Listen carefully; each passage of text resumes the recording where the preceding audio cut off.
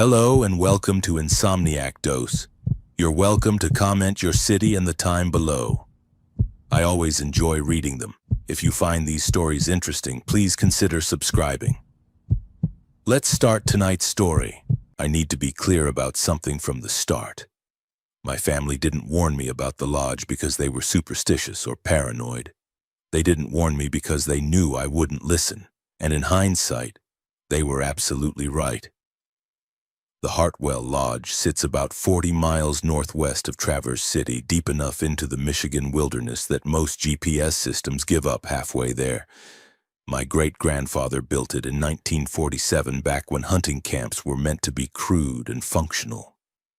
Over the decades, it became something more. Additions were made, a generator installed, a proper well dug. By the time I was born, it could have passed for a modest vacation home, if vacation homes were typically surrounded by 70,000 acres of unbroken forest. We owned it outright. No mortgage, no property disputes, just a small tax bill every year that someone in the family quietly paid. But here's the thing. Nobody ever stayed there. Not for holidays, not for hunting season, not even for a single night. My Uncle Mark kept tools in the shed. My Aunt Carol stored some old furniture in one of the back rooms. But stay overnight? Sleep under that roof? Never. I asked about it once when I was 16. My father and I were driving back from a camping trip, and I mentioned how strange it seemed that we had this perfectly good property just sitting empty. He was quiet for a long time, hands tight on the steering wheel, eyes fixed on the road. Finally, he said, "We just don't, Danny. That's all there is to it." When I pressed, he added, "Some places aren't meant to be lived in. The lodge is one of them." That should have been enough. For years it was. Then I lost my job, then my apartment. Then, in a moment of spectacular stupidity during a family dinner, I suggested selling the lodge to cover some debts. The reaction was immediate and visceral. My father stood up from the table, my mother went pale. Uncle Mark actually laughed, not out of humor, but something closer to panic. "You don't sell it," Mark said, voice low. "You don't even joke about that." "Why the hell not?" I shot back, angry and desperate and tired of cryptic non-answers. Nobody responded. They just looked at each other with that shared understanding families develop over generations, the kind that excludes you completely. I left that dinner furious, and 2 days later I packed my car and drove north. If they wouldn't explain, I'd figure it out myself. And if the lodge was sitting empty anyway, I'd stay there until I got back on my feet. Call it spite, call it stubbornness, call it whatever you want. I was done being kept in the dark. The drive took 4 hours. The last 90 minutes on progressively narrower roads until I was on something that barely qualified as a dirt track. My cell signal died around mile 30. The trees pressed closer with every turn. Dense stands of pine and birch that seemed to lean inward, blocking out the late afternoon sun. When I finally reached the lodge, I sat in the car for a full 5 minutes just looking. It was exactly as I remembered from childhood visits. Never overnight visits, just brief afternoon stops to drop something off or pick something up. 2 stories, dark wood siding weathered to gray. A stone chimney rising from the center. The windows were intact, shutters closed but not broken. The porch steps didn't sag. Architecturally, it was sound, but the silence was wrong. I'm not talking about peaceful quiet. I grew up camping. I know what wilderness sounds like. Birds call, branches creak, small animals rustle through the underbrush. The forest has a rhythm, a constant low-level noise that becomes soothing once you adjust to it. Here, there was nothing. No birds, no insects, no wind despite the trees swaying slightly. The air felt thick, humid, like breathing through damp cloth. I forced myself out of the car, The property clearing was roughly circular, maybe 60 feet across, with the lodge in the center. Beyond that, the forest resumed in an unbroken wall of green and shadow. As I unloaded my supplies, I noticed something odd. Animal tracks everywhere in the clearing. Deer, raccoon, what looked like coyote. But none of them crossed the invisible line where the trees began. They paced along the perimeter, circled, doubled back, but never entered the woods. I told myself it was a scent marker thing. Territorial boundaries. Something logical. The front door was locked, but I had the key. My grandfather's original, heavy and iron, the kind that felt like it belonged in a Gothic novel. It turned smoothly and the door swung inward without a sound. The inside smelled like old wood and dust, but not decay, not abandonment. The furniture was covered with sheets, but beneath them everything was arranged carefully, deliberately. The kitchen was clean, the stone fireplace was swept. Someone had maintained this place, at least minimally, even if no one stayed. I walked through each room slowly, flipping on lights as I went.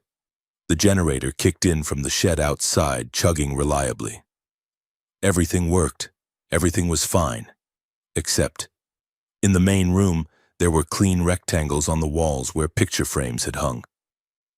I remembered those photos from childhood, old hunting pictures, family portraits, my great-grandfather standing over a massive buck. Now they were gone, leaving only the ghost outlines in accumulated dust. Not stolen. Removed deliberately, taken down and stored somewhere, or destroyed.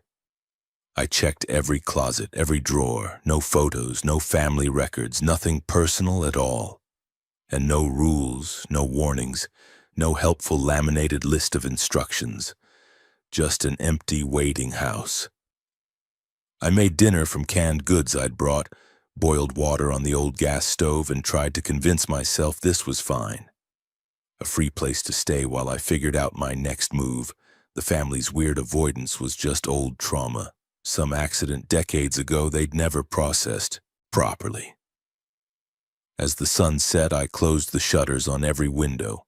Not because I was afraid, but because the darkness outside felt like it was pressing against the glass, looking for a way in. I told myself I was being ridiculous. I made up the bed in the downstairs bedroom, the one my grandfather had used. I left a lamp on, pulled a book from my bag, and tried to read. Outside, the silence continued. No owls, no night birds, nothing. Around midnight, that changed. I heard wind, not natural wind, but deliberate rhythmic wind, like breathing. Long inhalations that made the walls creak, followed by slow exhalations that rattled the shutters. Then I heard the footsteps, slow, measured, circling the lodge, not running, not stumbling, walking with purpose, pacing the perimeter, testing. I sat up in bed, holding my breath, listening. The footsteps completed one full circuit, then another, then a third, each time moving slightly closer to the walls, and then just outside my window, inches from where I sat frozen, whispering. Low, conversational, almost friendly. Multiple voices overlapping, speaking too quietly to understand but clearly forming words.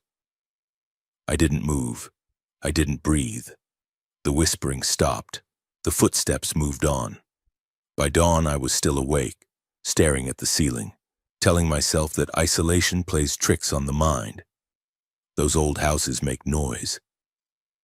That wind through trees can sound like voices if you're tired enough and scared enough. But I didn't believe it. And when I finally built up the courage to open the front door and look outside, I saw the footprints, dozens of them, maybe hundreds, pressed into the soft earth around the lodge. Bare feet, human-sized, leading up to the walls, stopping inches from the wood, then simply disappearing.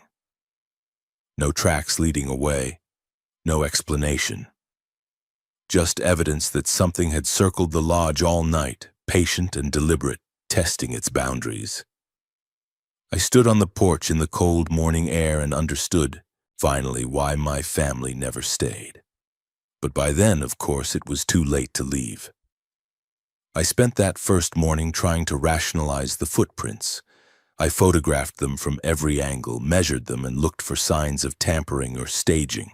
They were uniform, adult-sized, bare, pressed about half an inch into the soil. Real weight, real pressure.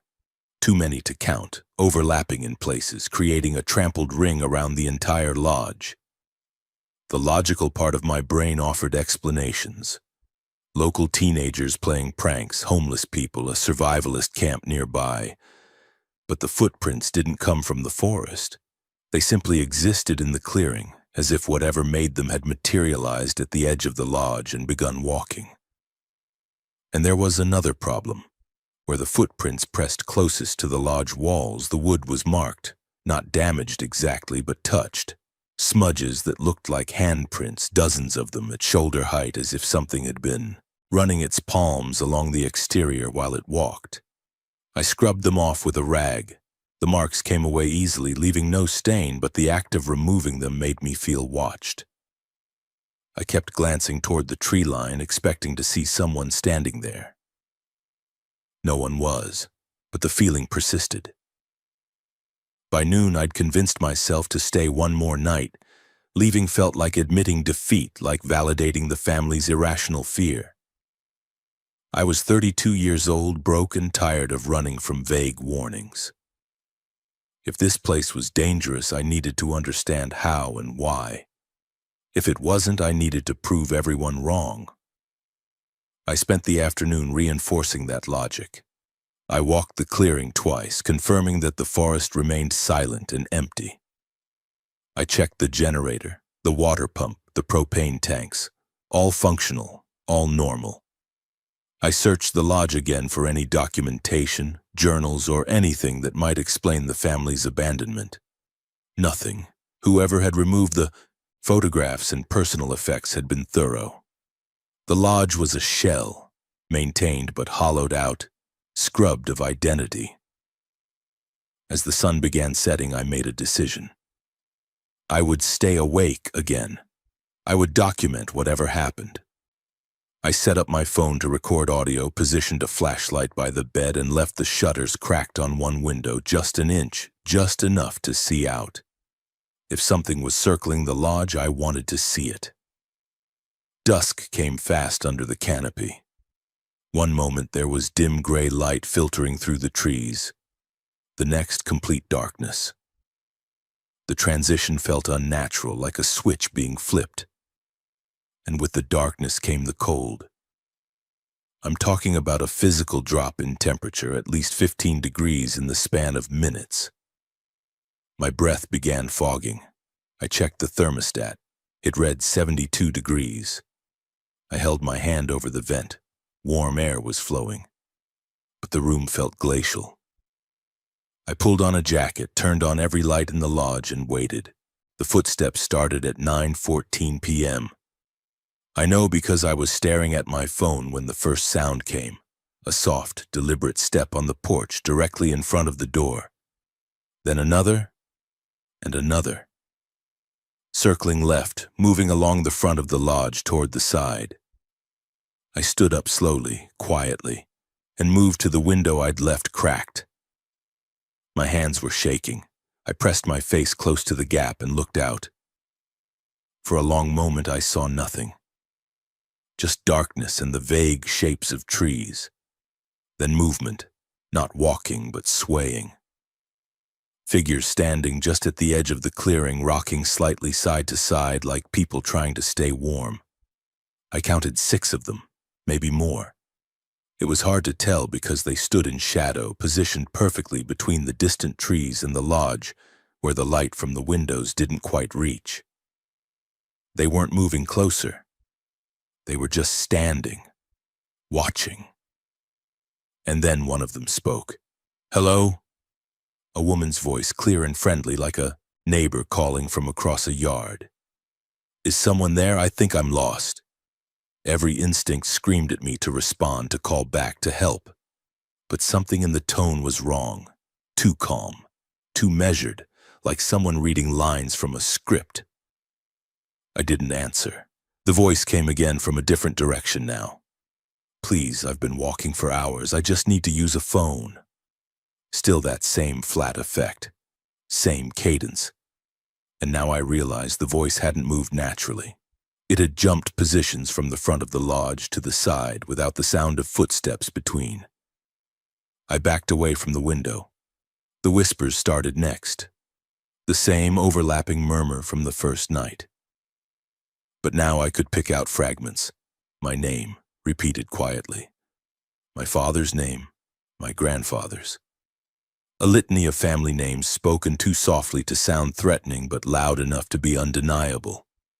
I grabbed my flashlight and shone it through the cracked window. The beam caught nothing. The figures I'd seen, or thought I'd seen, were gone. The clearing was empty, but the whispers continued unbothered by the light, circling the lodge in that same deliberate pattern. I stood there for 2 hours, listening, watching, documenting nothing because there was nothing visible to document. Just sound, just presence. Around midnight, everything stopped, not gradually, abruptly, like a recording being paused. The whispers cut off mid-syllable, the footsteps ceased. The cold began to lift. I waited another hour, then finally allowed myself to sit down. I didn't sleep. I stared at the window until dawn, watching for movement that never came. When the sun rose, I went outside immediately. The footprints were back, a fresh layer on top of yesterday's, pressed even deeper now. But there was something new. Scratches on the front door. Long vertical gouges, 4 parallel lines dragged from the top of the door frame down to the handle.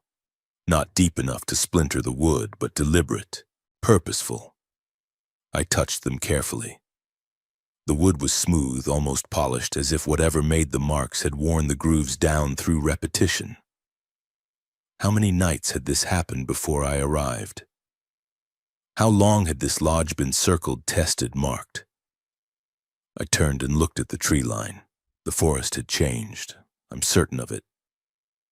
The trees were closer, not dramatically, not enough to be obvious, but enough that the clearing felt smaller, tighter. Pines that I remembered being 15 feet from the lodge perimeter now stood at 10. The gap was narrowing. I walked to the tree line slowly, stopping just before the boundary where the footprints always ended. I crouched down and examined the ground. The soil changed exactly at the edge of the clearing. On the lodge side, normal earth, soft and dark. On the forest side, harder, drier, pale, like 2 different ecosystems meeting at an invisible border. I picked up a stone and tossed it into the trees. It landed with a soft thud and disappeared into the underbrush. Normal, expected, but the forest didn't react. No birds startled, no small animals are scattered. The stone's impact produced sound but no consequence, like throwing something into a photograph. I stepped back, unnerved, and returned to the lodge. I told myself I would stay 1 more night, just 1, to see if the pattern repeated, to gather more information. That's what I told myself. But the truth is simpler. I was already afraid to leave. Afraid that whatever was circling the lodge at night might follow me if I ran. Afraid that acknowledgement, leaving, fleeing, showing fear was exactly what it wanted. So I stayed.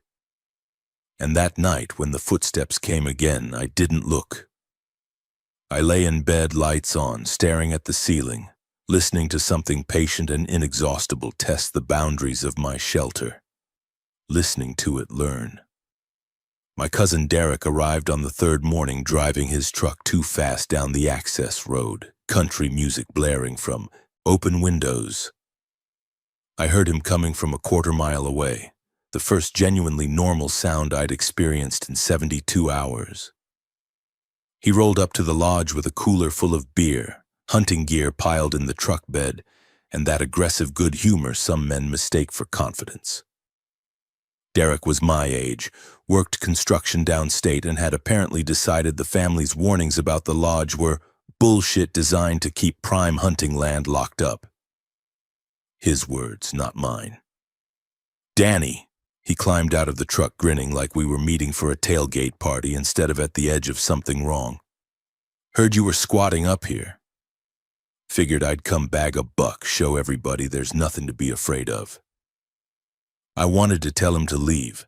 I wanted to explain the footprints, the voices, the way the forest pressed closer each night. But standing there in morning sunlight, with Derek's normalcy radiating like heat, all of it sounded insane.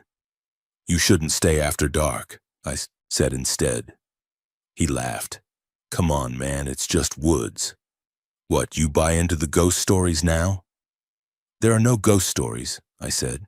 That's the problem. Nobody will explain what's actually wrong with this place. Because nothing's wrong with it. He hauled his gear onto the porch. It's free real estate in the middle of trophy whitetail territory. The family's just weird.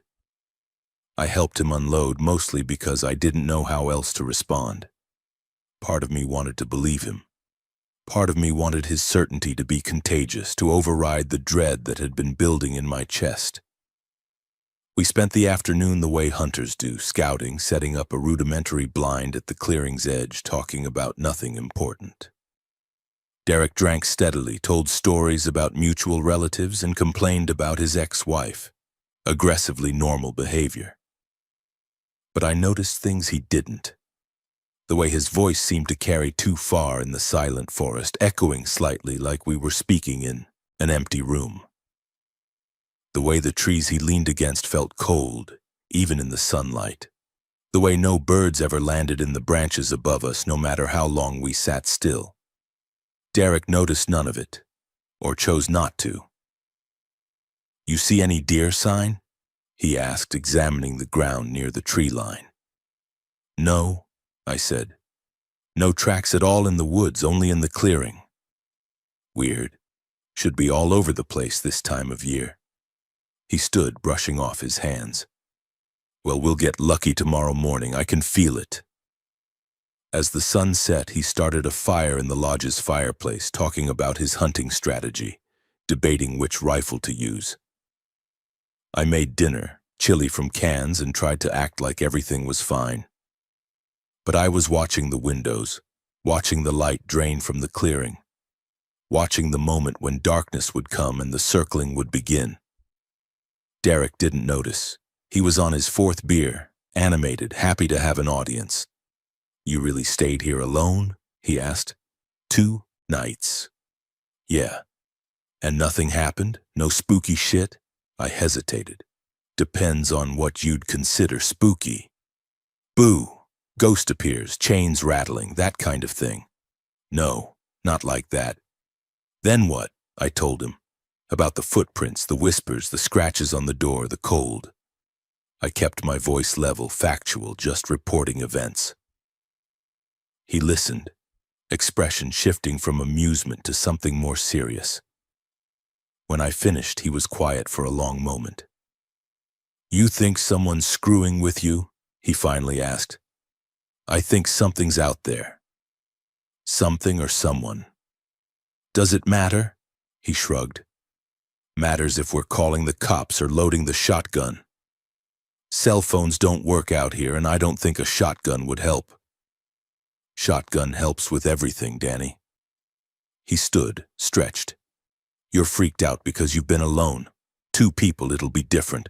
Whatever's happening, it's probably just teenagers or vagrants. They try anything tonight, we'll handle it. I didn't argue. There was no point. Derek had already decided what reality was, and my job was to wait for that reality to correct him. The footsteps started at 9:30. We were sitting in the main room, Derek cleaning his rifle, me pretending to read. The first soft impact on the porch froze us both. What the hell? Derek stood and walked to the window. Don't open the shutters, I said quickly. Why not? Just don't. But he already had, cracking them an inch to peer out. His face was pressed to the glass, breath fogging the pane. I don't see anything, he said. The footsteps continued, circling left. Slow and deliberate, exactly as they'd been the previous nights. Someone is walking around out there, Derek said, voice tight. I can hear it. I know. So let's go check it out. No. I stood. Derek, listen to me, don't go out there. Why the hell not? If it's people, we scare them off. If it's an animal, same thing. It's not people and it's not an animal. He looked at me, really looked, and for the first time I saw doubt in his expression. Not fear, not yet, but the first crack in his certainty. Then we both heard it. A woman's voice, clear and close, coming from the direction of the tree line. "Help! Please, somebody help me!" Derek's head snapped toward the sound. "Someone's hurt!" "No," I said. "They're not." "How the hell would you know?" "Because I heard the same voice 2 nights ago, same words, same tone." The voice came again, more urgent now. "Please, I'm lost. I think I'm hurt." Derek grabbed his flashlight off the table. "I'm going out there." I caught his arm. "Derek, stop. Think about this. Why would someone be crying for help in the middle of nowhere? How would they even get here? I don't know, but I'm not going to stand here while someone's... It's not someone." My voice was louder than I intended, almost a shout. "It's something trying to get you to leave the lodge. That's what it does. It calls, it pretends, and if you go out there, you won't come back." He stared at me, and I saw the moment he made his decision. Not based on logic or my warning, but on something deeper. Pride, masculinity, the inability to be seen as a coward. "I'll be fine," he said, pulling free. "You stay here if you want." He grabbed his rifle, checked the chamber, and walked to the door. I should have stopped him. Physically tackled him, locked the door, anything. But I didn't. Because part of me, God help me, part of me wanted to know what would happen. Wanted proof. Wanted validation that I wasn't losing my mind. Derek opened the door and stepped onto the porch. The woman's voice called out again, further away now from somewhere in the trees. "Please, over here." "I'm coming," Derek shouted. He turned on his flashlight and the beam cut through the darkness, illuminating the clearing and the trees beyond.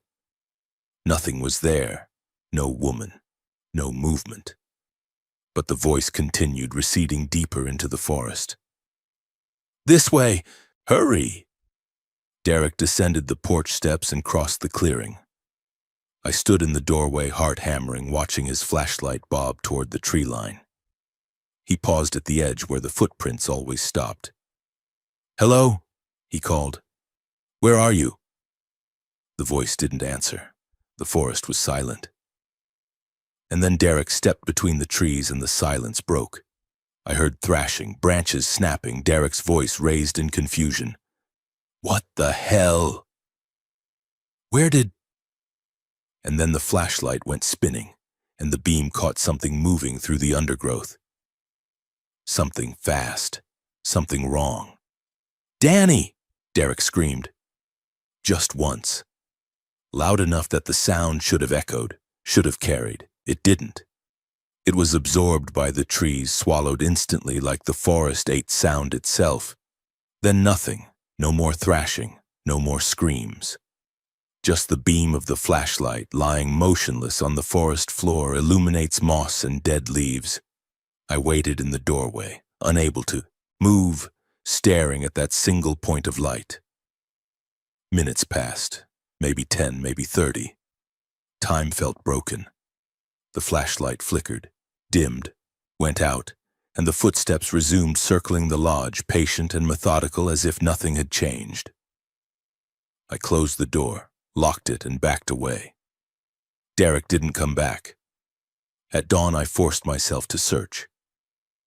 I crossed the clearing slowly, stopping at the exact spot where Derek had entered the trees. His boot prints were still visible, pressed deep into the soil, leading between 2 pines.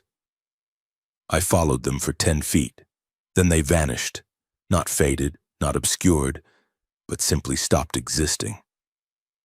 Mid-stride, as if Derek had been lifted into the air. The flashlight was there, lying in the leaves where I'd seen it fall. I picked it up carefully. The casing was intact, with no visible damage. But when I tried the switch, nothing happened. I unscrewed the back.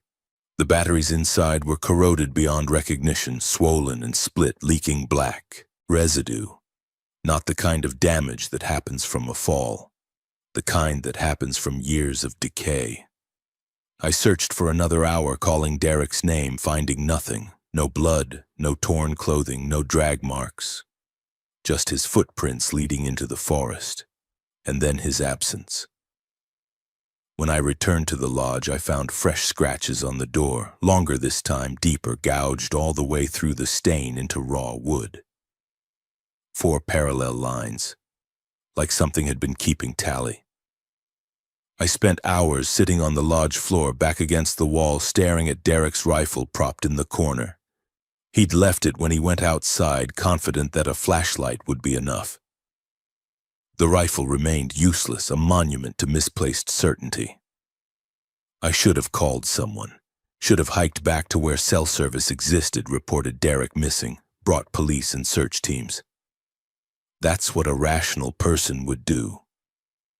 But I knew, with a certainty that bypassed logic entirely, that Derek was gone in a way that no search team would understand. And more than that, leaving the lodge felt impossible. Not physically, but psychologically. Like stepping outside would mean accepting an invitation I'd been refusing for days. So instead, I searched. I tore through every room systematically, looking for something the family must have left behind. Instructions, warnings, explanations. They'd removed the photographs, stripped away the personal history, but this place had been used for generations. Someone at some point must have written something down. I searched the kitchen cupboards, finding only old dishes and mouse droppings. The bedrooms yielded nothing but furniture. The basement was small and damp, containing only the water heater and stacked firewood. That left the attic. I'd noticed the access panel on the second-floor ceiling during my first walkthrough, but hadn't bothered investigating. Now I dragged a chair beneath it, stood on unsteady legs, and pushed the panel aside. Darkness and the smell of old insulation greeted me. I hauled myself up, using my phone's flashlight to illuminate the space. The attic was larger than expected, running the full length of the lodge. Exposed beams crossed overhead. Boxes were stacked along one wall. Christmas decorations, old tools, the accumulated debris of decades.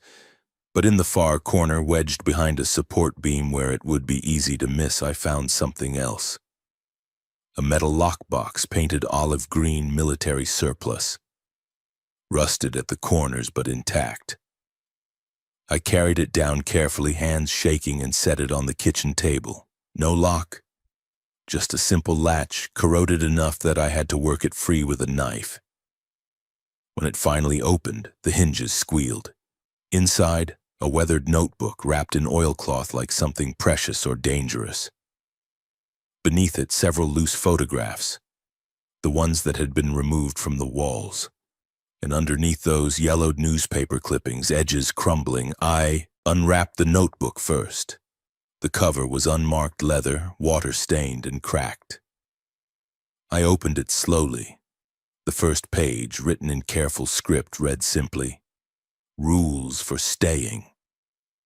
My throat went dry. The handwriting changed throughout the notebook. Different people, different eras, adding entries over decades. Some in pencil, others in ink. Dates ranged from 1952 to what looked like the late 1990s. Annotations crowded the margins, small, desperate notes squeezed between the original rules. The first entry was dated October 1952, written by my great-grandfather.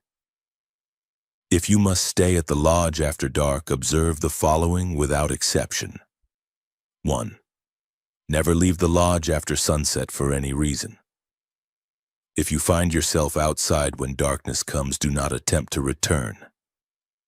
Walk to the road instead.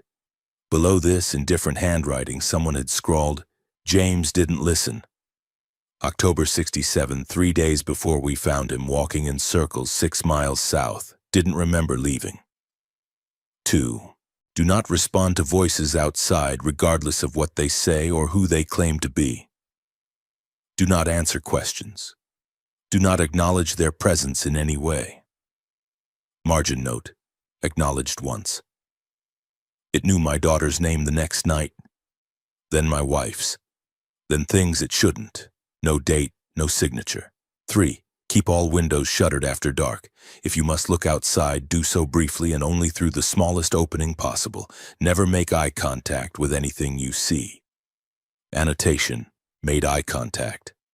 November 74. It stood there until dawn, same face as mine. Robert H. 4. If you hear footsteps circling the lodge, remain still and quiet until they pass. Do not count them.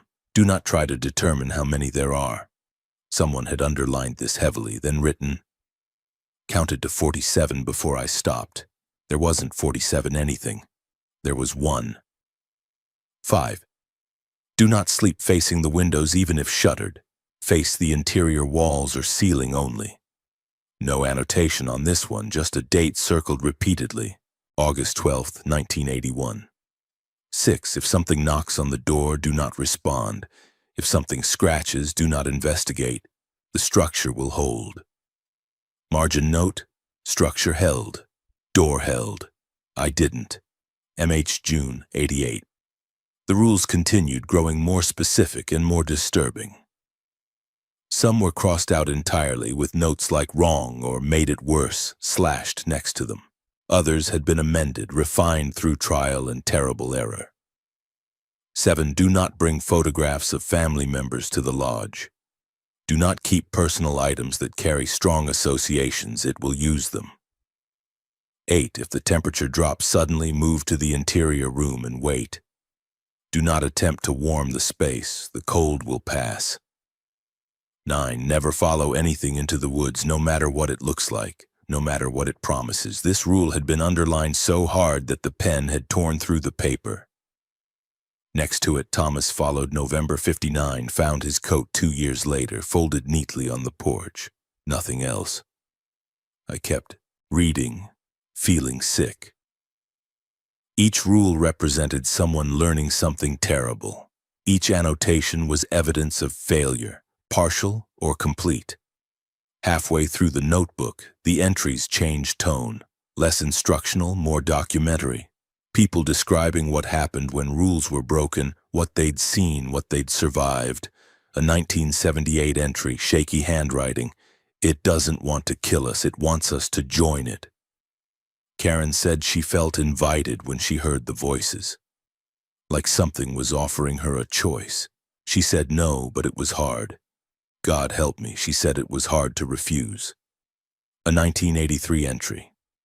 The forest isn't natural. We had surveyors out before Dad died. They couldn't map it. Every measurement contradicted the last. Paths that should be straight curved. Distances that should be fixed changed. One surveyor went in with a team and came out alone. Said the others were still walking, but he couldn't find them even though he could hear their voices. A 1991 entry, my Uncle Mark's handwriting. I recognized it. We're not keeping the lodge to preserve it. We're keeping it to maintain the boundary. As long as the structure stands, as long as someone remembers the rules, it stays contained. If we abandon it completely, if it falls into ruin, I think the boundary fails. I think it spreads. The final entry was dated December 1997. My father's handwriting. We're removing all personal effects and ceasing overnight stays. The risk is too high, but we cannot sell. We cannot transfer ownership. We cannot let it become public property. Some prison cells don't need guards. They need to be forgotten while remaining locked. God forgive us for not burning it down when we had the chance. Below this, added later in pencil, almost illegible, can't burn it. Tried, fire won't take. MH 2003. I sat back, notebook trembling in my hands. They knew, all of them. For generations they knew. And they'd hidden this information, removed it from the lodge, made the place as anonymous as possible. Not to erase history, but to eliminate curiosity. Because a warning creates questions. Questions create research. Research creates presence. And presence was what it fed on. I turned to the last page, hoping for more, and found a single sentence written recently, the ink still dark. If you're reading this, you're already too late to leave safely. Follow the rules until dawn, every dawn. For as long as it takes, no signature, no date. But I recognized the handwriting. It was mine. I stared at those words, in my handwriting, in my specific letter formation, and felt reality tilt. I hadn't written that. I'd never seen this notebook before this moment, but the writing was unmistakably mine. I flipped back through the pages frantically, looking for other entries I might have made and forgotten. Nothing. Just that single sentence on the final page, in fresh ink. Outside, the afternoon was fading into evening. I had maybe 2 hours of daylight left. I grabbed the notebook and moved to the interior bedroom, the one with no windows, following a rule I now understood. I dragged the mattress off the bed and positioned it against the far wall, facing away from the door. Then I sat down to wait for nightfall. Rules clutched in my hands, finally understanding what my family had been protecting me from. Not the truth. The choice. The fourth night was the worst so far, but not because anything attacked. It was worse because I could hear intelligence in the patterns now. Purpose. The footsteps didn't just circle. They paused at specific points, testing different sections of the wall, learning the structure's geography. The whispers weren't random. They were conversational, responding to my movements inside even though I made no sound. When I shifted position, the whispers shifted focus. When I held my breath, they grew quieter, as if listening. When my stomach growled near midnight, something outside laughed, not cruelly but with recognition, like a friend, sharing a private joke. It was learning me, and I was learning it, which felt like the worst crime. I made it to dawn by reciting rules to myself, reading and rereading the notebook by flashlight, using the annotations as a lifeline to sanity. Other people had survived this. Other people had sat in this lodge, experiencing this same impossible night, and lived to write warnings. I could survive too. I just had to follow the rules. When sunlight finally broke through the gaps in the shutters, I allowed myself to move. My body ached from sitting rigid for hours. My mind felt scraped hollow. I opened the shutters cautiously, expecting to see the forest pressed even closer. The clearing shrunken further. Instead, I saw a man standing at the edge of the tree line. Elderly, maybe 70, wearing a faded canvas jacket and work boots. He stood perfectly still, hands in his pockets, staring at the lodge with an expression I couldn't read from this distance. I watched him through the window for several minutes. He didn't move, didn't wave. Just stood there, positioned exactly at the boundary where the clearing met the forest. Finally, I opened the door and stepped onto the porch. "You shouldn't be here," I called out. "Neither should you," he replied. His voice carried clearly across the clearing, too clearly without the natural degradation of distance. "But here we are. Who are you?" "Someone who made your mistakes 40 years ago." He shifted his weight but didn't step closer. "Found the notebook, I see. Took you long enough. You know about it?" "I wrote some of it. November 1978 through March 1982. He tilted his head slightly. "You read those entries?" I had. They were among the most detailed and most disturbing. Technical observations about the forest's properties, careful documentation of sounds and patterns, and a growing sense of resigned dread that permeated every word. "You were a caretaker?" I asked. "Tried to be. Your grandfather hired me after he couldn't find a family willing to stay. Paid well and I needed the money. Thought I could handle it." He smiled without humor. "I was wrong. But I learned to adapt." "How long did you stay?" 4 years, off and on. Never more than a week at a time. Eventually, I couldn't leave even that long. Started to feel it pulling at me when I was in town, calling me back. So I built a cabin. He gestured vaguely east. 2 miles that way outside the boundary. Close enough to watch, far enough to sleep. You've been watching the lodge all this time. Someone has to. Your family stopped coming, stopped maintaining the bargain. I've been patching the balance ever since. What bargain? I descended the porch steps slowly. What is this place? Don't. His voice went sharp. Don't come closer. And don't ask questions that make it seem like you're interested in staying. I stopped walking. I'm not interested in staying. I want to leave. Then why are you still here? It was a good question. I'd had 4 days to drive away.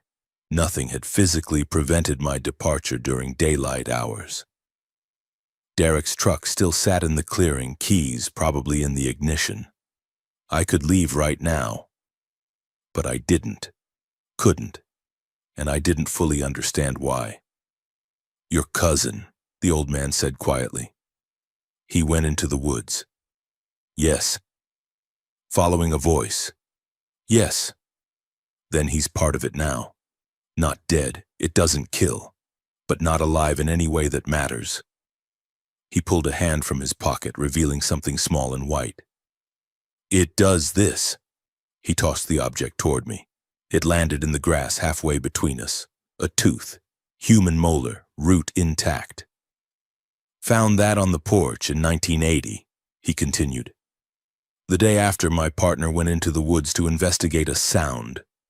Found another tooth the next week, then a finger bone, then a piece of jawbone. Took 6 months, but eventually I recovered most of him, one piece at a time, left at the door like offerings. My stomach turned. You're saying it? I'm saying it doesn't hunt bodies. It hunts attention, recognition. It wants you to look, to listen, to acknowledge. That's the food. That's what it metabolizes. He paused. Your cousin fed it by responding. By entering the woods, he accepted the invitation. Now he's fuel. For what? For expansion, for persistence, for whatever the hell this thing is. He looked past me at the lodge, expression hardening. The structure was built as a boundary marker by people who understood this forest better than we do. Not to keep us out, to keep IT in. As long as the lodge stands and someone remembers the rules, the boundary holds. The forest stays contained to this immediate area. And if the lodge falls, then the boundary fails and this spreads. Slowly at first, then faster. More forest, more whispers, more circling. Larger territory to hunt from. He met my eyes. That's why your family couldn't sell. Couldn't let it become public. Can you imagine what would happen if this became a state park, a development? If hundreds of people start camping here, hearing voices, following sounds? I could imagine it. Too easily. So what do? I asked. Follow the rules, survive until dawn, every night, for as long as you can. And then? Then you pass it on as I did, like your grandfather did, like everyone who stayed here eventually does. He turned to leave, then stopped. One more thing. It knows you're alone now. Your cousin's gone. I'm not coming inside. You're the only presence left. Why does that matter? Because when it knows you're alone, it stops pretending to be multiple things. It consolidates, becomes direct. He glanced back at me. Tonight will be different, worse. But if you follow the rules exactly, you'll survive. You just won't enjoy it. Wait, I started forward. Don't follow me, he said sharply. And don't come looking for my cabin. The boundary around it is thinner. You'd be outside the lodge's protection. He walked into the forest without hesitation, stepping between the trees and disappearing within seconds. Swallowed by shadows that seemed too dark for morning light. I stood alone in the clearing, staring at the tooth lying in the grass. I didn't pick it up. That evening I followed every rule meticulously. I shuttered every window before sunset. I moved to the interior room and positioned the mattress facing the wall. I kept the lights on but dimmed. I held the notebook open, reading and rereading the entries, using them as anchors. The footsteps came early, starting before full dark. But the old man was right. They were different now. Not many sets of feet, but one. Slow, deliberate pacing of the perimeter with the patience of something that understood time differently than I did. And when the voice came, it wasn't Derek's or a stranger's. It was mine. "Let me in," my voice said from outside. "I'm cold." I bit down on my knuckle to keep from responding. "I know you're afraid," my voice continued. "But it's safe now. I figured it out. I have the rules. You don't have to stay in there alone." The tone was perfect. My inflection, my casual speech pattern, even the slight hoarseness I developed when tired. If I'd been outside listening to that voice through a door, I would have sworn it was me calling. "Please," my voice said. "I don't want to stay out here all night." I closed my eyes, focusing on my breathing, on the rules, on anything except that voice. Hours passed. My voice pleaded, reasoned, grew frustrated, then calm again, cycling through every emotional register. It told me about my childhood in perfect detail. It recited conversations I'd had with Derek. It knew my mother's middle name, my father's birthday, and the name of my first dog. It knew me completely, and sometime after midnight it said something that nearly broke me. "I know you're reading the notebook. I know you saw the last entry. You understand now, don't you? You were always meant to stay. This is where you belong." I opened my eyes and looked at the notebook's final page. "If you're reading this, you're already too late to leave safely." In my handwriting. Undeniably mine. "You'll write it," my voice said softly. "When this night is over, you'll write it because you'll understand. This place needs a witness, a guardian, a tenant, and you're already chosen." I wanted to scream that I wasn't chosen, that this was random, that I could still leave. But the words felt hollow, even unspoken, because I was still here. And part of me had already accepted that I might never leave. Dawn came eventually, as it always does. The voice stopped mid-sentence, cut off like a recording. The footsteps ceased. I waited another hour before emerging from the interior room. The lodge was silent, undamaged, exactly as I'd left it. But when I opened the notebook to reassure myself, I found a new entry on the final page. Fresh ink, my handwriting, dated today. It read, "Night 4 survived. It knows my voice. Now." It knows me. But I'm still here, still following the rules. That has to count for something. I didn't remember writing it, but I recognized the truth in the words. I was beginning to understand that surviving and escaping were not the same thing. For 3 more nights, I existed in a state between prisoner and volunteer, following the rules with mechanical precision, watching myself change in small ways I couldn't prevent. I started speaking to myself in third person when reviewing the rules, as if the person following them and the person observing that behavior were separate entities. I began to anticipate the nightly circling, listening for the first footstep with something closer to recognition than fear.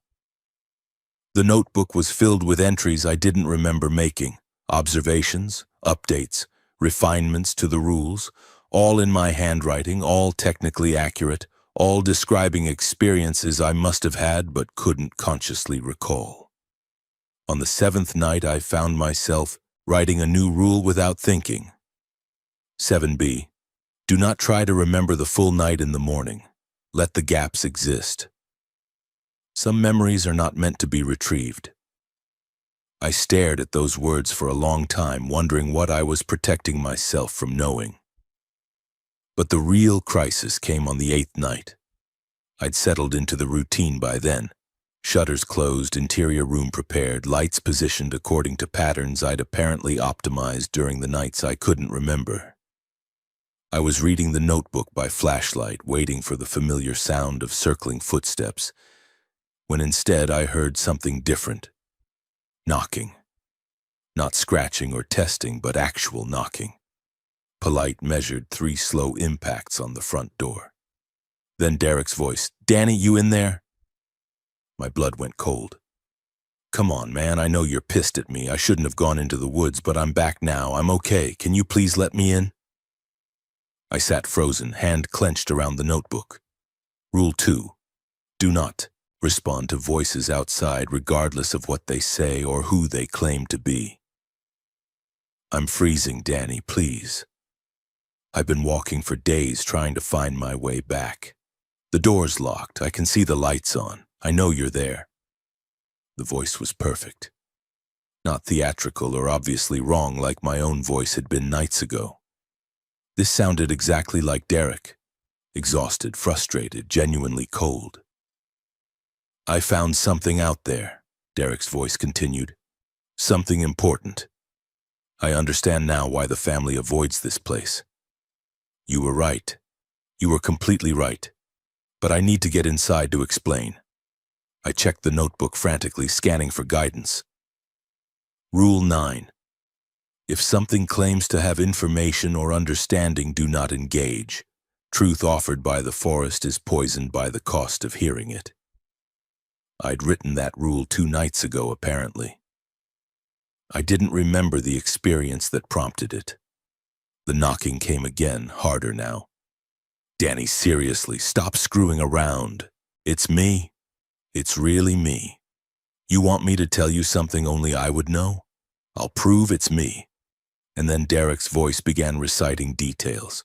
Childhood stories, private family jokes, the exact conversation we'd had before he went outside. Perfect recall, perfect cadence. I felt my resolve beginning to crack. What if it was Derek? What if he'd somehow survived, managed to escape whatever took him, and I was refusing to help because of paranoid rules written by frightened people decades ago? "Please," Derek's voice said, and I heard emotion break through. Genuine fear, genuine desperation. "Please, Danny, don't leave me out here. You're family." My hand moved toward the door.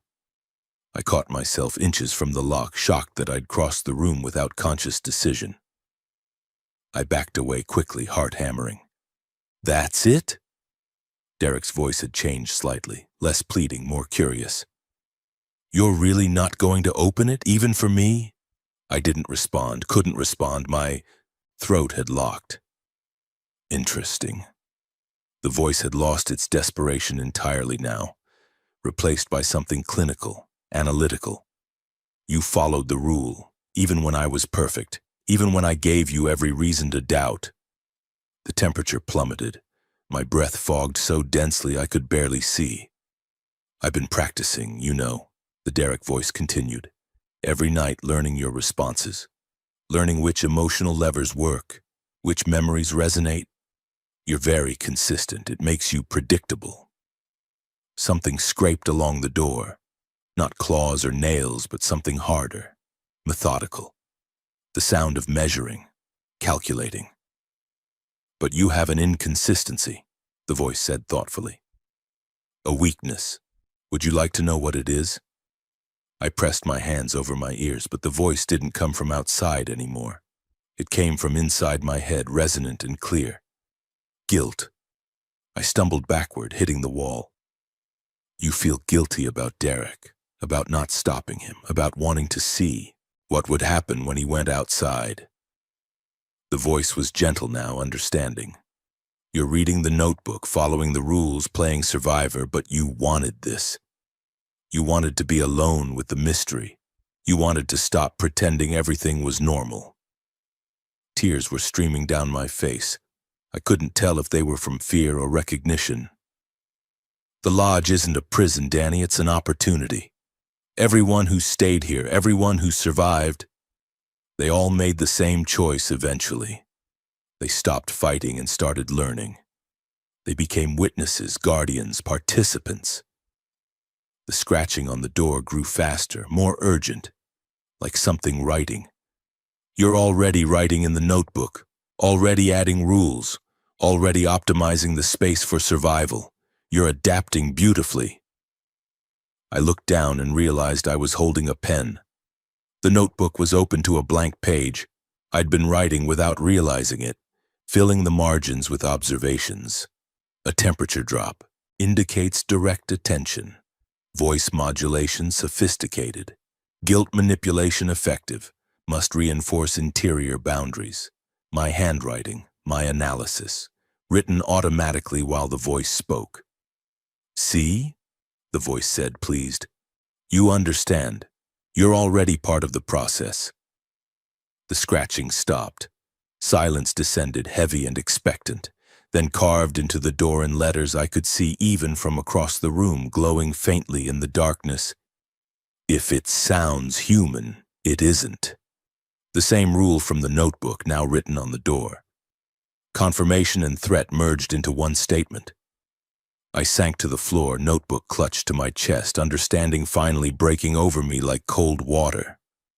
It wasn't trying to kill me, it wasn't trying to drive me away, it was trying to convert me, to transform me from a person trapped in the lodge into a person who chose to stay, from prisoner to priest. And it was working. Because despite the terror, despite the manipulation, despite everything, I was still here.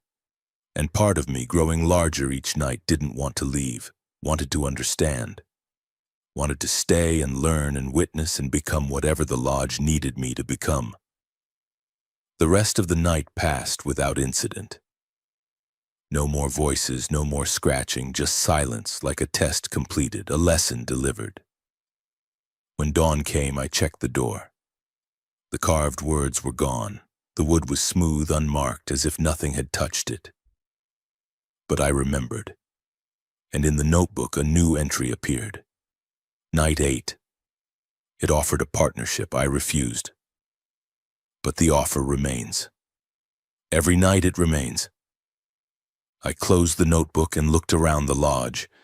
At the shuttered windows I now knew how to position. At the interior room I'd optimized. At the supplies I'd unconsciously begun stockpiling for longer-term survival. I was building a life here. Not consciously, but systematically, like someone who expected to stay. And the worst part was, I couldn't tell if it was being done to me, or if I was doing it to myself. On the 9th night, the forest stopped pretending. I'd learned to recognize the preliminary signs. The way afternoon shadows lengthened too quickly. The way birds that didn't exist during the day somehow fell silent at dusk. The particular quality of air pressure that preceded darkness. By now I could feel the transition coming 30 minutes in advance and could prepare myself mentally for the nightly siege. But this night was different from the moment the sun touched the horizon. The trees moved, not swaying, moving. Sliding closer with glacial deliberation, branches extending toward the clearing like reaching fingers. I stood at the window and watched it happen in real time, the forest perimeter contracting by inches, then feet, the space between lodge and woodland shrinking visibly. I checked the notebook frantically, looking for rules about this specific scenario. Nothing, or rather nothing explicit, but in the margins of a 1985 entry someone had written. When it stops being subtle, you're near the end of its patience. The footsteps began while the sun was still visible. That had never happened before. The circling always waited for complete darkness, following some invisible protocol. Now, in the last red light of day, I heard dozens of footfalls converging on the lodge, not circling, approaching, from every direction simultaneously. I backed away from the windows, grabbed the notebook and my flashlight, and moved to the interior room. I'd reinforced it over the past days, dragging a heavy dresser against the door, positioning supplies within arm's reach, creating a makeshift bunker. I sealed myself inside and waited. The footsteps didn't stop at the walls this time. They climbed. I heard them ascending the exterior, impossibly defying physics. Soft impacts moving up the lodge's wooden siding across the roof, multiplying until it sounded like rain made of footsteps. Then the whispers started, but not outside anymore. Inside, emerging from the walls themselves, from the floorboards, from the ceiling. Dozens of voices speaking over each other, creating a layered drone of sound that I couldn't block out. My name, repeated endlessly. Questions are asked and answered simultaneously. Fragments of conversation I'd had years ago played back imperfectly. The sound built in volume and complexity until it felt like the lodge itself was speaking, every board and beam vibrating with voice. I pressed my hands over my ears, but it didn't help. The sound wasn't entering through my ears, it was materializing inside my head, bypassing the auditory system entirely. Join us, join us, join us, become part, become witness, become home, become... The door to the interior room rattled despite the dresser. Not from impact, but from expansion. The wood was swelling, growing, the frame distorting like something organic. I opened the notebook desperately, flipping through pages, looking for anything. That explained this escalation. Near the back, I found an entry I'd somehow missed before. May 1979. The lodge isn't separate from the forest. They're the same thing. The structure was grown, not built, shaped into a form that human understanding could accept. The boundary isn't about keeping the forest out, it's about keeping us in, defining a space where we can exist without fully merging. Below that, in different handwriting, it's not protecting us, it's digesting us slowly. The walls began to breathe. I don't mean metaphorically. The wooden panels expanded and contracted in rhythm like lungs, like the entire lodge was a living organism and I was inside its chest cavity. The breathing accelerated, grew more labored, and the temperature spiked, not cold now, but hot, humid, like being inside a mouth. Through the breathing, through the whispers, I heard something else. Screaming. Distant, muffled, coming from below. From beneath the lodge. I pressed my ear to the floor. The screaming grew clearer. Not one voice, but many. Dozens, maybe hundreds. A chorus of people crying out, not in pain but in warning, trying to communicate something urgent through layers of earth and wood and time. They were saying the same thing, over and over. Don't forget, don't forget, don't forget. Don't forget what? I scrambled for the notebook, reading faster now, no longer searching for rules but for context, for the foundation beneath the warnings. Near the beginning, in my great-grandfather's original handwriting, the indigenous people who lived here before settlement called this place Bawa Sinai. Echo, or it reflects. They wouldn't hunt here, wouldn't even speak its name directly. They said the forest remembered everything that entered and eventually made copies, imperfect reflections that couldn't leave. We built the lodge anyway. We needed the hunting ground. We thought we could control it by defining space, by creating a structure. We were wrong. The structure became part of it. The boundary became a trap for us instead of it. Another entry, 1967. We can't destroy the lodge. We can't abandon it. Either action breaks the container and the reflections escape.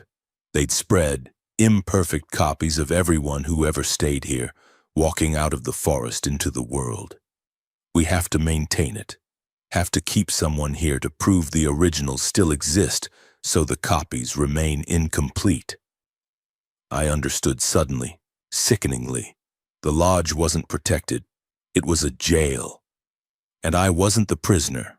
I was the guard, or becoming one. Every person who'd stayed here, everyone who'd survived, had become part of the structure's defense system. Living anchors keep the copied versions contained.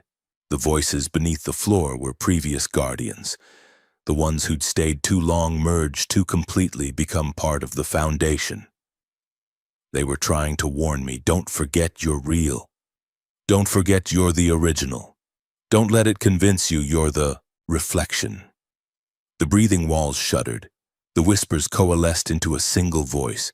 Not Derek's, not mine, but something older, more fundamental. You are the guardian now. You accepted the role when you stayed. When you choose to survive instead of flee. The lodge recognizes you. The interior room door burst open despite the dresser. Not violently. It simply ceased to be blocked, the furniture moving aside on its own, granting passage. Beyond the doorway, the lodge had changed. The familiar rooms were gone. In their place, forest. Not outside the building, but replacing it, the interior filled with trees and undergrowth and darkness. The walls were still visible, but they'd become transparent, permeable, boundaries existing more as suggestion than substance. And between the trees, standing motionless, I saw them. The copies. Derek, face slack and empty, was wearing the same clothes he'd disappeared in. The old caretaker, decades younger, stared with hollow eyes. People I didn't recognize, dressed in clothing from different eras. And there, near the back, barely visible, a figure that looked like me, not moving, just standing, waiting. They all stood at attention, facing inward, forming a perimeter around a central clearing where the lodge's foundation should be. These are everyone who came before, the voice explained, everyone who stayed, everyone who understood. They maintain the boundary from within. They keep the reflections contained. They remember themselves, so the copies remain powerless. You will join them. Not yet, but eventually. When your memory of yourself begins to fade, when you can no longer distinguish original from echo, you will step outside and take your place in the circle. This is the purpose. This is the price. This is why the lodge exists. I wanted to scream, to run, to reject everything being shown to me. But my body wouldn't move. I was frozen, watching, witnessing, as I'd been meant to do from the beginning. The figure that looked like me turned its head slightly. Our eyes met. It smiled, not threateningly, but with recognition, with inevitability. Then dawn broke. Instantly, the forest interior vanished. The walls became solid again. The interior room returned to normal dimensions. The dresser stood where I'd originally positioned it, as if it had never moved. I collapsed, gasping, drenched in sweat, but I could still hear them. Faintly beneath the floorboards, the voices continued their mantra. Don't forget. Don't forget. Don't forget. I crawled to the notebook and found a new entry, pages filled with writing I didn't remember producing. Night 9. Saw the truth. The lodge is a living archive of containment. We don't guard it from the forest, we guard the world from what the forest has already copied. Every person who stays becomes part of the barrier. This is generational, this is permanent, this is the price of our family's presence here. I understand now why they didn't warn me. Warning creates context. Context creates preparation. Preparation creates resistance. They needed me to stumble into this naturally, to make choices that felt like mine, so I'd accept the role when it was revealed. I'm not a prisoner, I'm a volunteer who didn't know I was volunteering. And now that I know, I can't leave. Because if I abandon the post, if I break the chain, the boundary fails. And everything in that circle, all those copies, all those echoes, walks free. I stared at those words written in my handwriting, expressing thoughts I had definitely had but couldn't remember thinking. I was changing. Faster now. The lodge wasn't asking for my service anymore. It was assuming it. Outside, morning sun illuminated a clearing that had shrunk by another 5 feet. The trees were closer, always closer. And somewhere in the forest, my reflection waited for me to forget which one of us was real. I tried to leave on the morning of day 10. I packed methodically, essentials in a backpack, Derek's truck keys. In my pocket, the notebook tucked under my arm because leaving it felt like abandoning evidence. I walked outside with forced calm, crossed the clearing without looking at the tree line, and climbed into the truck. The engine started immediately. Reliable machinery, normal physics, controllable variables. I put it in drive and followed the dirt access road away from the lodge, watching it shrink in the rearview mirror. 20 minutes of driving. Trees are passing on both sides. The road should have reached the main highway by now. Instead, I came around a curve and saw the lodge directly ahead. I stopped the truck, checked my odometer. I'd driven 8.3 miles. The access road was only 2 miles long. I reversed, turned around, and drove in the opposite direction. 15 minutes later, the lodge, appearing from around a different curve but unmistakably the same building. I tried 4 more times. Different speeds, different routes where the road branched. Every attempt ended the same way. The lodge, waiting, inevitable. On the 6th attempt, I pulled over and started walking. If the road were compromised, I'd cut through the forest, navigate by compass, trust geography over impossible looping. I stepped between the trees, pushed through the undergrowth, and walked in what I was certain was a straight line away from the property.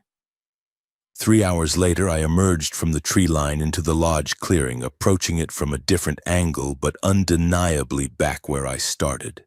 The forest had folded around me, or I'd never left, or leaving had become a concept without physical meaning. I stood in the clearing, staring at the lodge, and understood I wasn't locked in. I was fundamentally part of this place now. The boundary didn't just restrict my movement. It had absorbed me into its geography. I existed in relation to the lodge. Leaving required permission I didn't have and couldn't earn. Inside, I found the notebook open to a new entry. Day 10. Attempted departure. Failed as expected. The guardian bond is complete. Physical distance from the lodge is no longer possible. Must accept the role fully or risk dissolution of the boundary through neglect. Time to stop resisting and start learning. That night, I didn't hide in the interior room. I sat in the main room, lights on, notebook open, and waited for the circling to begin. It started punctually at sunset. Footsteps, whispers, the familiar rhythm. But I didn't hide. I listened, and for the first time I tried to hear patterns instead of threats. The whispers weren't random. They were communications, fragments of recorded information, pieces of memory, data stored in wood and soil and air. Not trying to hurt me, but trying to integrate me, to teach me the archive's contents.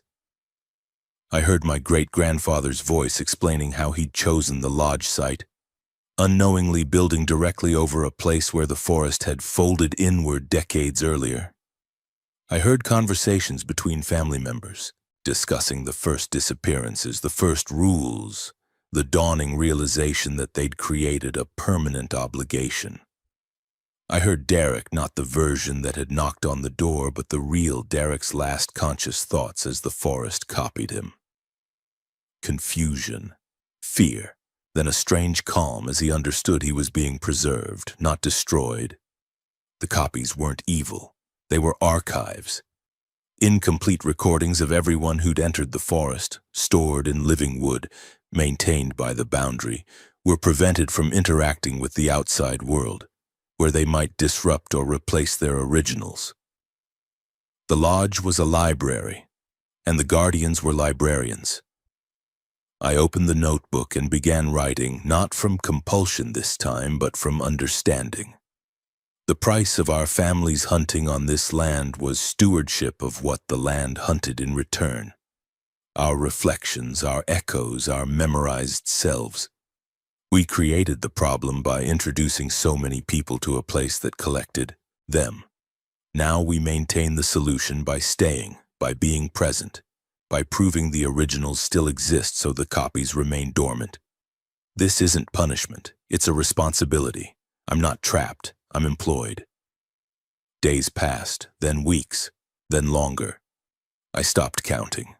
The routine became natural. Follow the rules at night, maintain the lodge during the day, listen to the whispers and organize what I heard. Add entries to the notebook documenting new patterns and observations. I was becoming what my father, my grandfather, all of them had feared I'd become. The next caretaker, the next witness, the next permanent resident. My family didn't call, didn't check on me. They knew. They'd always known how this ended. That's why they'd removed the warnings, because anyone who stayed long enough to need warnings had already stayed too long to leave. Sometimes I saw the old man at the tree line watching from a distance. We never spoke again. We didn't need to. He'd survived by maintaining proximity without commitment, by building a cabin just outside the boundary and serving part-time. But his way was ending. He was too old now, too tired. The lodge needed a full-time guardian. It had chosen me, or I'd chosen it. The distinction had stopped mattering. One morning I woke to find I couldn't remember my mother's face. Not clearly. I knew the facts, her hair color, her height, but the specific features had blurred. I checked my phone, but the photos wouldn't load. No signal, no data, no connection to anything outside. It was starting. The gradual erosion of external attachments, the slow removal of everything that anchored me to a life beyond the lodge.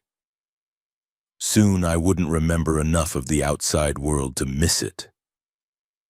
I'd become what Derek had become, a reflection that still moved, still thought, but no longer knew what it was reflecting. The notebook had grown considerably, hundreds of pages of observations, rules, and warnings, all in my handwriting. I added a new entry. To whoever finds this next, I stayed because I thought I could understand it. Then I stayed because I thought I was helping. Now I stay because leaving has become linguistically meaningless. There is no away from here, no outside, only degrees of proximity to the boundary. You're probably reading this because you made the same choices I did. Curiosity, desperation, defiance. I'm sorry, but also, welcome. The rules work. Follow them. The lodge will keep you safe from the copies as long as you keep the copies safe from the world. This is the bargain. This is the purpose. Don't forget you're the original. That's the only rule that matters. That night, sitting in the main room listening to the familiar circling, I heard a new sound. A car approaching on the access road. I walked to the window and looked out. A sedan pulled into the clearing. A young woman climbed out, looking around with confused recognition. She approached the lodge slowly, studying it like she half remembered, being here before. Family. Had to be. In the same way I'd looked at this place on arrival. She saw me through the window and waved uncertainly. I had a choice. I could warn her. Tell her to leave immediately, to drive away and never come back. Or I could let her make her own discoveries, her own choices, follow the same path I had. Warning creates curiosity. Curiosity creates presence. Presence creates guardianship. The cycle perpetuates itself. I opened the door but didn't step out. You're probably looking for somewhere to stay, I said. There are rules you need to follow. Important ones. She approached the porch cautiously. Rules? If you're staying after dark, I held up the notebook. They're all written down. Are you Danny? I'm Emily, your cousin Sarah's daughter. The family said you'd been up here for a while, and you thought you'd check on me, I finished. And probably stay a night or two, free lodging. She nodded, looking embarrassed. Is that okay? Behind her, the sun was setting. The trees were shifting into their nightly configuration. The boundary was preparing to activate. I had maybe 10 minutes to turn her away, to warn her effectively, to break the cycle. Instead, I heard myself say, "It's fine, come inside, I'll explain everything." She smiled, relieved, and crossed the threshold. I closed the door behind her and listened to the first footsteps begin their nightly circuit. The lodge had its new candidate, and I had become what I'd feared, the one who passes on the curse by helping people survive it. In the notebook, a final entry appeared, not in my handwriting this time, but in Emily's, dated 3 weeks from now.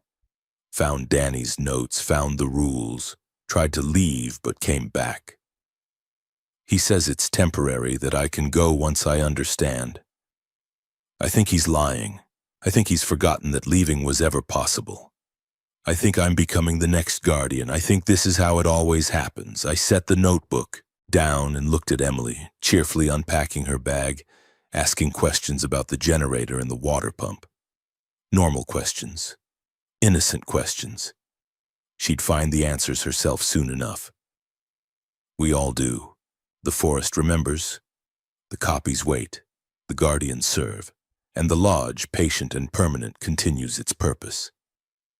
Containing what we released when we built on land that was never meant to be claimed. Some prisons don't need guards. They need to be forgotten while remaining locked. But we can't forget. That's the cruelest part. We have to remember exactly what we're guarding, why we can't leave, and what happens if we fail. We have to remember ourselves. Until eventually we don't. And then we step outside and take our place in the circle, and the lodge waits for the next guardian to arrive. The boundary holds. It always holds. As long as someone stays. Note discovered in the lodge attic, undated, author unknown. If you're reading this, you've already stayed too long. The fact that you found this notebook means you were meant to. The lodge brought you here. The forest selected you. Your family, knowingly or not, offered you. There is no escape clause, no loophole, no secret rule that frees you. There is only survival and service and the slow certainty that you were never the protagonist of this story. You were always the next chapter. Welcome home, Guardian. Your shift has begun.